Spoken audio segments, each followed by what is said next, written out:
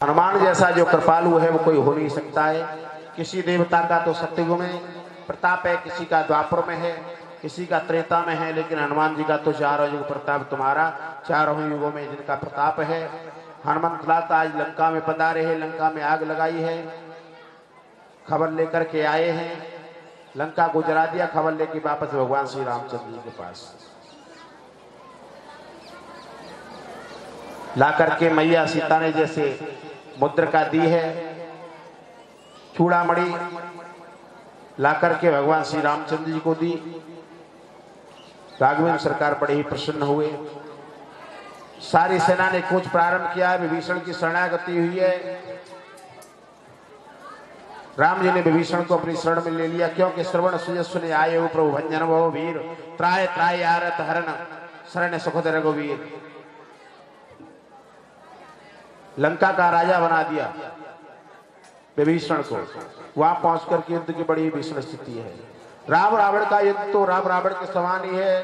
राम और रावण के युद्ध की तुलना किसी और से नहीं हो सकती है, इसकी तुलना ही नहीं की जा सकती है।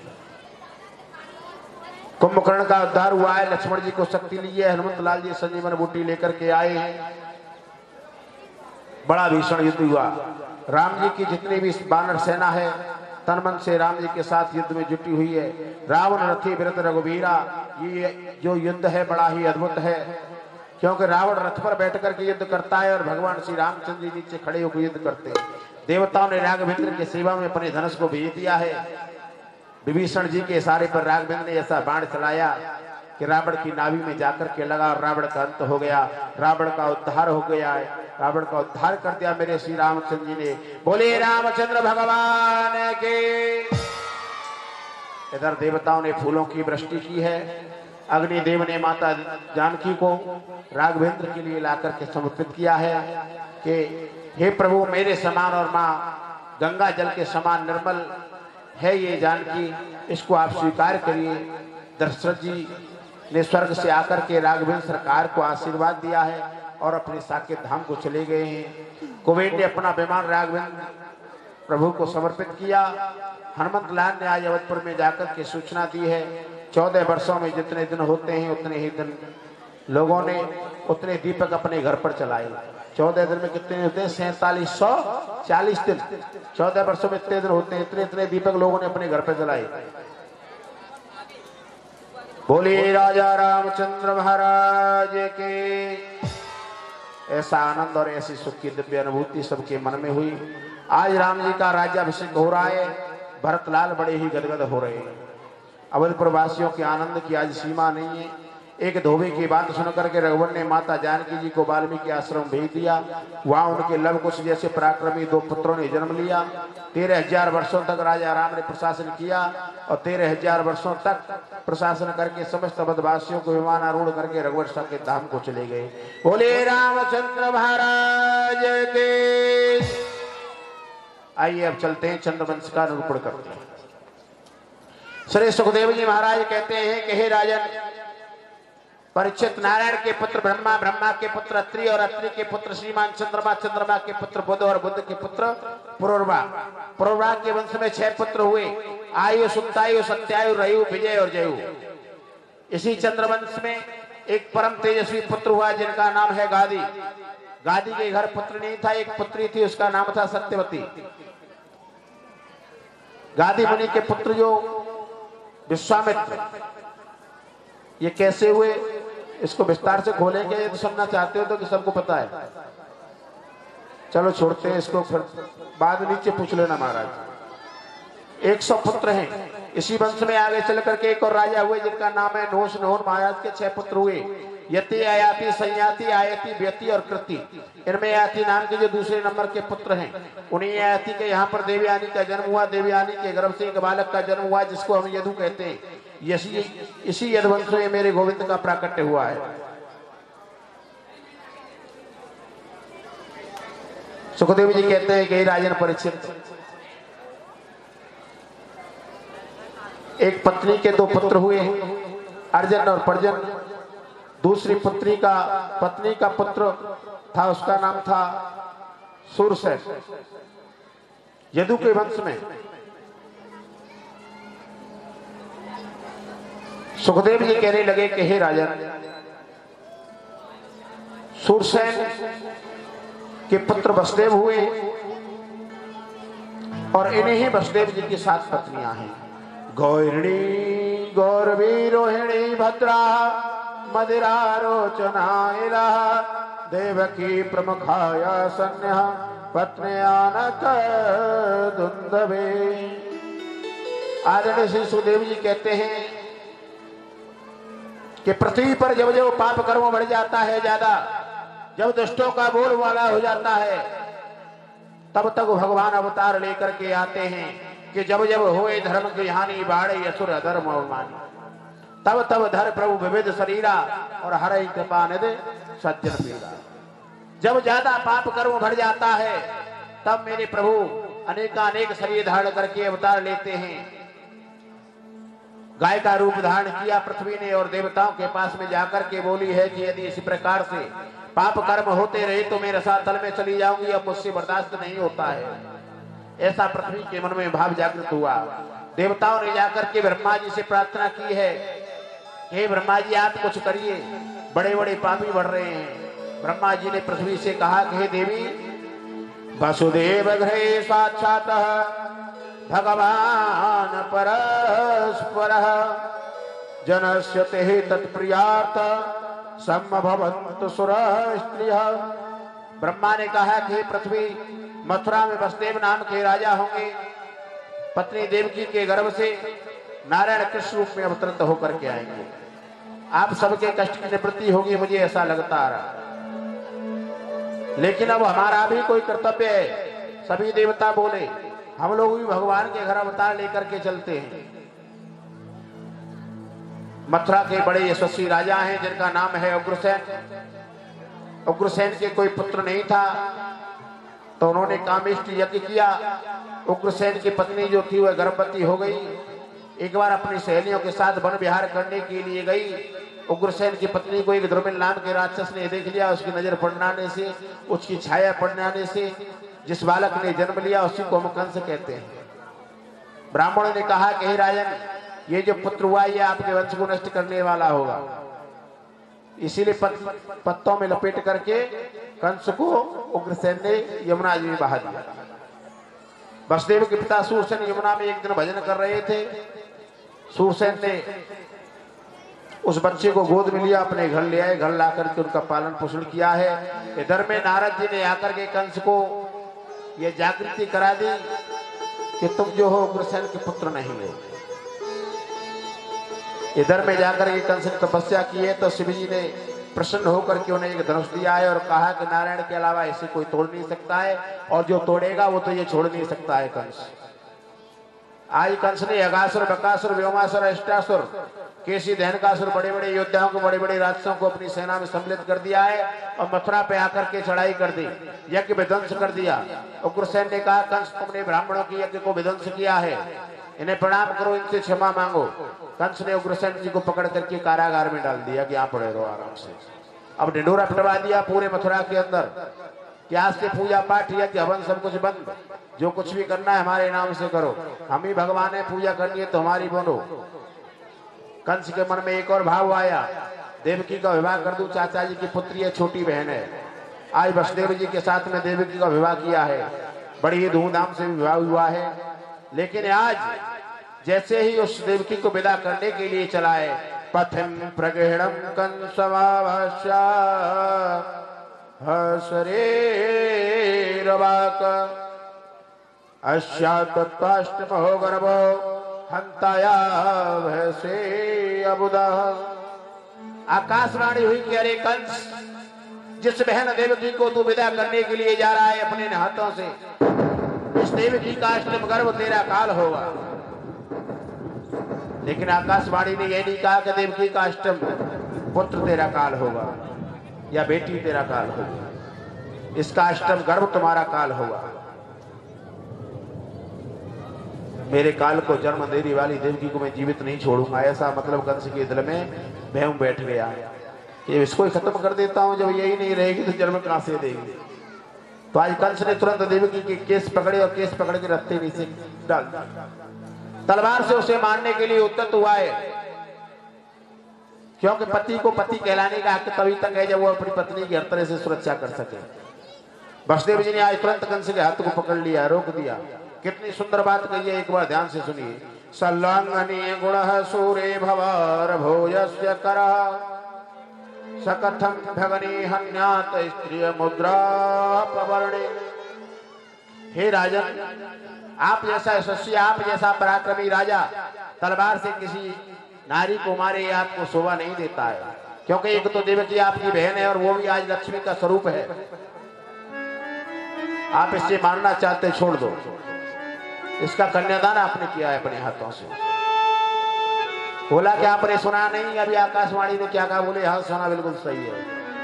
लेकिन मैं आपसे ये वादा करता हूं देवकी के जो भी पुत्र होगा वो आपके हवाले कर दूंगा।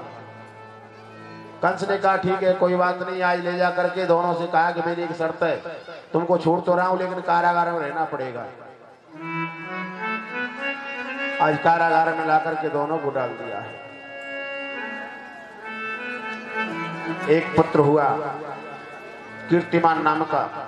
कीर्तिमंत प्रथमंजम कंसायान कदुंदभे अपर्यामास कृच्छिण सोयनंदातति विहल।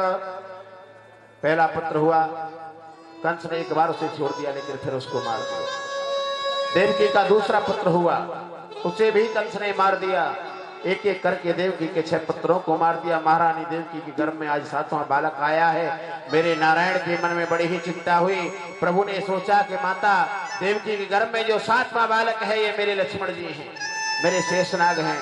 परंतु क्या करें महाराज, कंस तो मारने के लिए चले आते हैं, शेषनाग को बचाना चाहिए। तो आज भगवान ने योग माया को आदेश कर दिया है कि देवकी के गर्भ में जो 7वां बालक है उसको तुम गोकुल पहुंचा।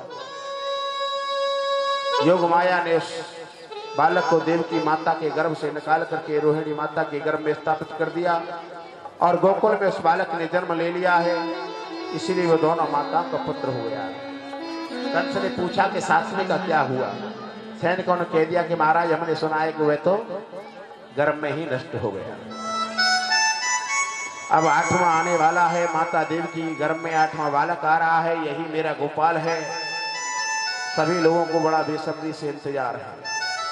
देवताओं को जब यह पता चला कि भगवान अवतरित होने वाले हैं, सभी देवताओं ने मेरे गोविंद का मंगल में स्तवन किया है।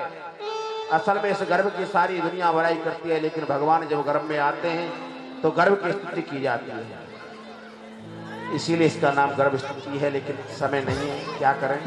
आइए हम भी अब गोविंद से प्रार्थना करते हैं कि हे लाला जल्दी प्रकट होकर के आप आओ और आकर के हमें दर्शन दीजिए।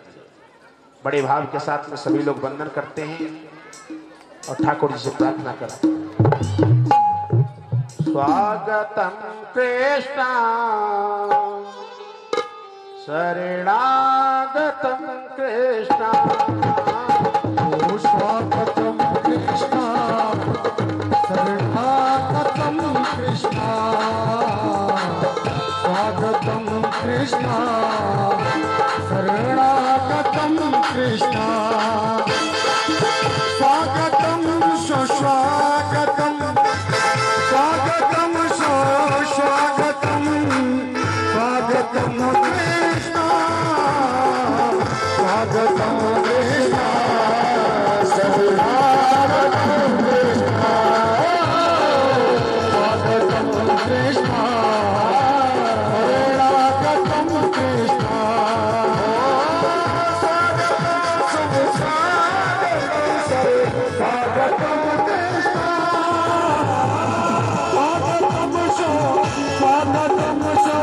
स्वागतम कृष्ण, स्वागतम कृष्ण शरणागतम कृष्ण, स्वागतम कृष्ण शरणागतम कृष्ण। सत्यव्रतम सत्यपरम सत्य संत्रस्य योनिनियतम च सत्य है सत्रस्य सत्यभूत सत्र नेत्रम सत्यात्मकम त्वाम शरणम प्रपन्नः। भगवान का प्राकट्य हो रहा है माता देवकी की गर्भ में। लेकिन गर्भ में आने भगवान नहीं, भगवान का क्या काम गर्भ में आने का। देवताओं ने भगवान की मंगल में स्तुति की है, तो लेकिन सत्य सत्य कहकर के क्यों कहा? परमात्मा का प्रतिपादन क्यों किया? क्योंकि कह रहे हैं कि हे प्रभु, आपने हमसे वादा किया है, हम लोगों को वचन दिया है कि मैं अवतरित होकर के इस कंस का उद्धार करूंगा, लेकिन आप भूल मत जाना भगवान, कहीं मामा समझ करके उसको आप छोड़ दें। आज मेरे प्रभु का प्राकट्य होने के लिए जा रहा है, इसीलिए आज देवता बार बार सत्य कहकर के स्मरण कराते हैं, भूल नहीं जाना। माता देवकी से भी कहा कि मां डरना नहीं,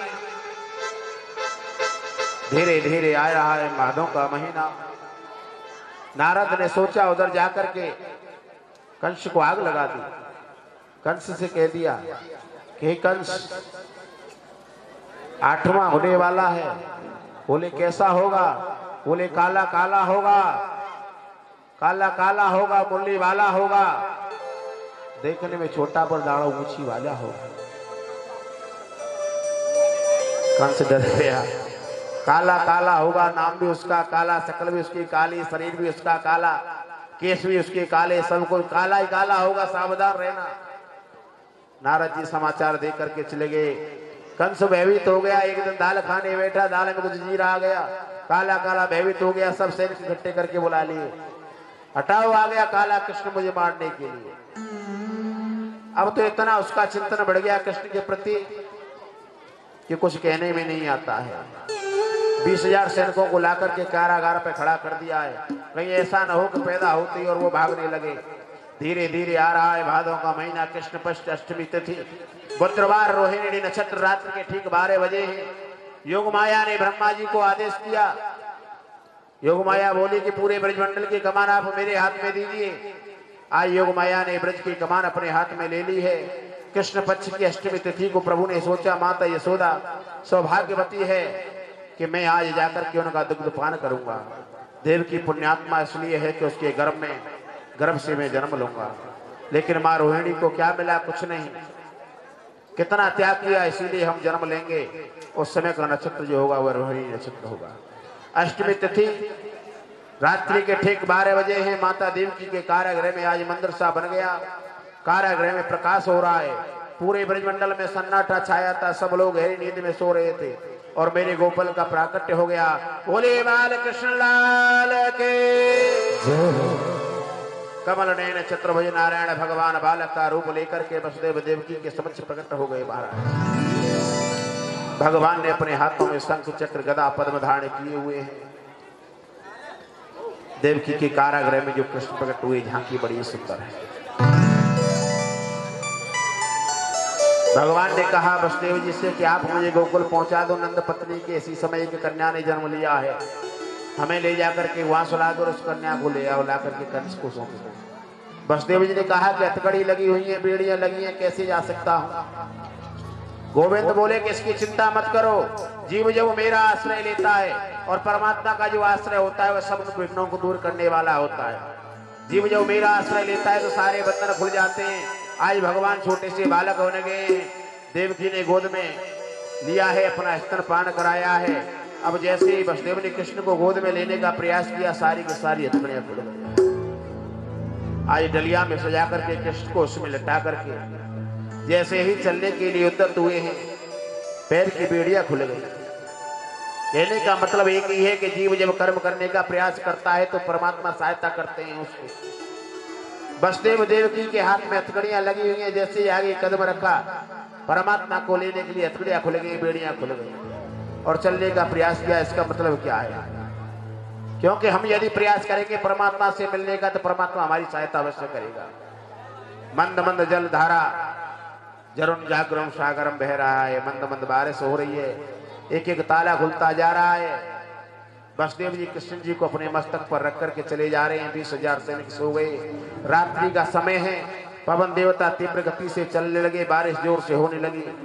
वसुदेव ने देखा कि चारों ओर बस पानी ही पानी नजर आ रहा है, कुछ दिखाई नहीं पड़ रहा है। स्थल कहाँ है? यह रात्रि का समय है, अभी चंद्रमा भी नहीं निकला है। जैसे ही जलाशय को पार करने के लिए चले तो यमुना जी मैया आ गई। गोकुल जाने के लिए यमुना को पार करना पड़ता है।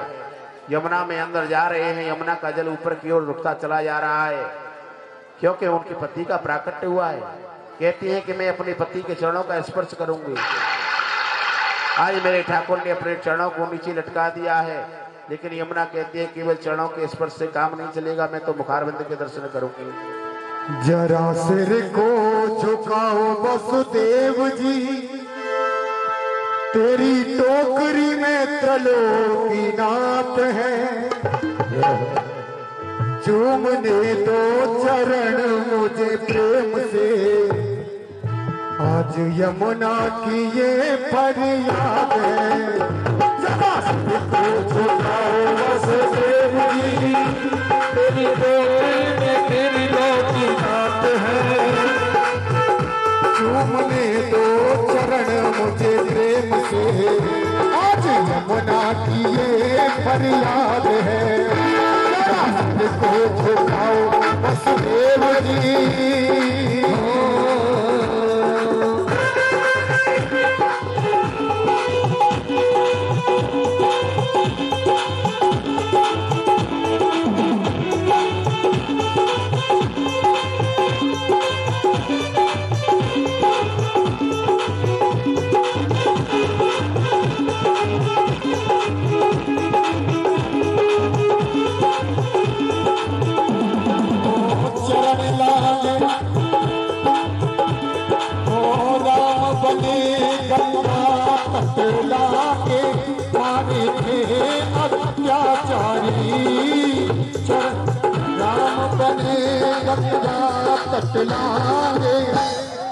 सुनो, एक मिनट शांति, सभी लोग बैठ जाइए। अभी कुछ नहीं, अभी कथा में शेष है। अभी जाएंगे बाबा, ऐसे जाइए ऊपर से घूम के आना। सभी लोग बैठे रहे, सबको दर्शन हो जाएंगे कन्हैया जी के। हमें दर्शन ही नहीं हो रहे, तो हमसे पहले कूद रहे हैं। शांत बैठ जाओ बच्चे, शोरगुल नहीं किसी प्रकार का, एकदम से। आज वसुदेव जी पहुंचे हैं जाकर के गोकुल में। कन्हैया जी को यशोदा मैया के बगल में सुला दिया है और वहां से कन्या को लेके आए हैं। जैसे कन्या को लेके आए हैं, कन्या ने चिल्लाना शुरू कर दिया है। कन्या को कंस ले जाता है, उसको ले जाकर के कंस ने उछाड़ दिया है। लेकिन अब क्या करें,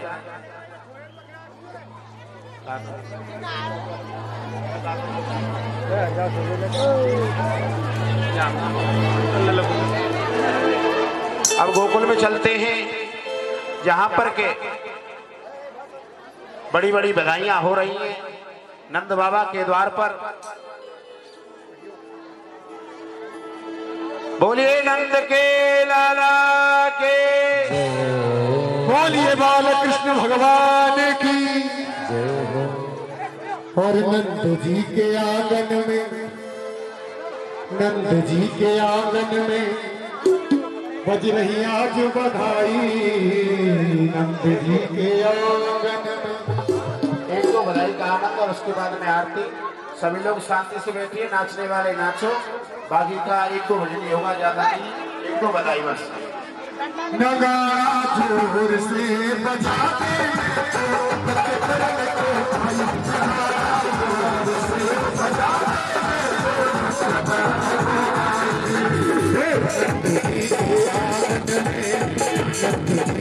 अंगना में बज रही आज बधाई।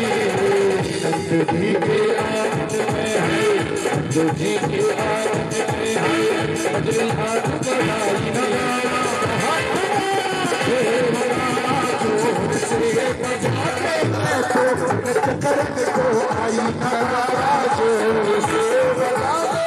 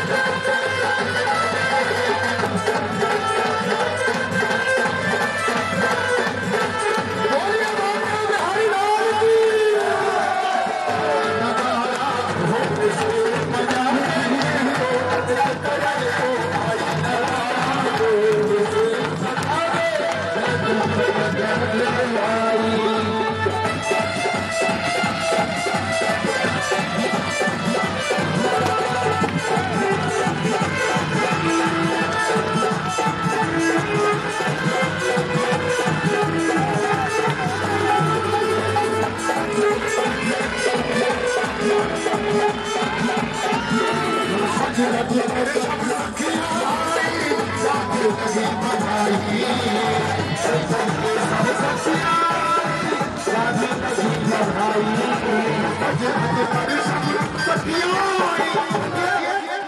हल्ला मत करो भैया।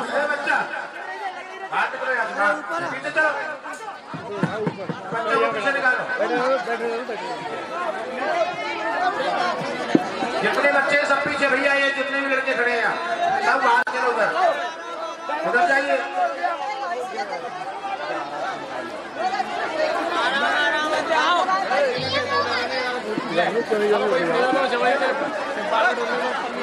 बैठिए, आप बैठिए, स्थान पर बैठिए, सब लोग बैठिए।